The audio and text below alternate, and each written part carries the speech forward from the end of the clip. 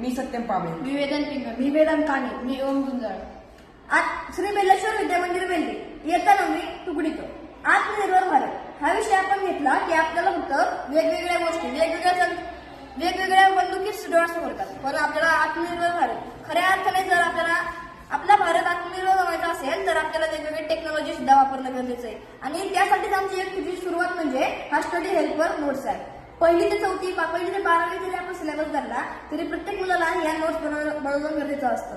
आणि या नोट्स आजच्या दुनियात तर वेळ ही खूप महत्वाचं आहे आणि ह्या नोट्स आपल्या खूप वेळ खातात. त्यासाठीच मी तयार केलंय एक नोट्स ॲप. या ॲपवर आहे आणि कोणताही ॲप बनवायचं म्हणलं तर आपल्याला 3 गोष्टी महत्वाच्या असतात. त्यामध्ये पहिली येतील डेटाबेस, ग्राफिक्स आणि कोडिंग.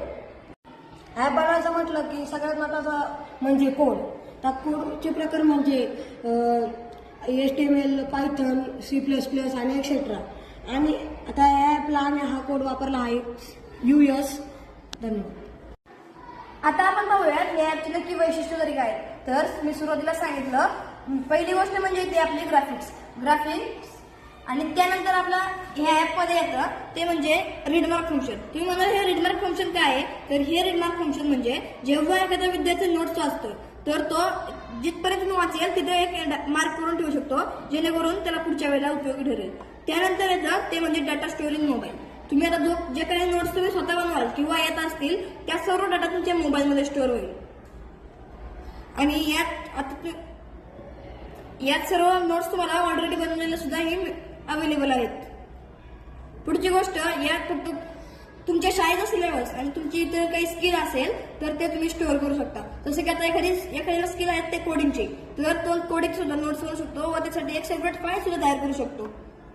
आपण नजर टाकूया एका छोट्याशा फ्युचर फंक्शनवर. आताच मी तुम्हाला म्हणलं की आपला सर्व डाटा मोबाईलमध्ये स्टोअर होईल, पण मोबाईलमध्ये डाटा स्टोअर झाल्यामुळे स्टोरेजला सुद्धा प्रॉब्लेम होऊ शकतो किंवा आपला मोबाईल वेळाप्रमाणे चालणं स्लो करेल. यासाठी आपण फ्युचरमध्ये यात क्लाउड सिस्टम ही ऍड करू.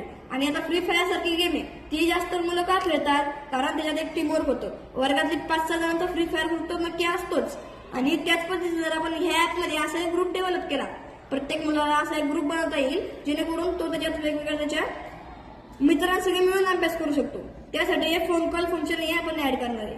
आणि सर्वात महत्वाची गोष्ट, आता आपण जेव्हा हा ऍप नाही यूज करणार तेव्हा आपल्याला अभ्यासाला इंटरेस्ट नसतो आधी, नंतर आपल्याला हळूहळू अभ्यासाला इंटरेस्ट वाटतो आणि आपण 2 महिन्यानंतर हा ऍप यूज केल्यावर आपण खऱ्या अर्थाने सक्सेस करत जातो. आणि हा अँड्रॉइड सिस्टीमसाठी ऍप तयार केलेला आहे. थँक्यू.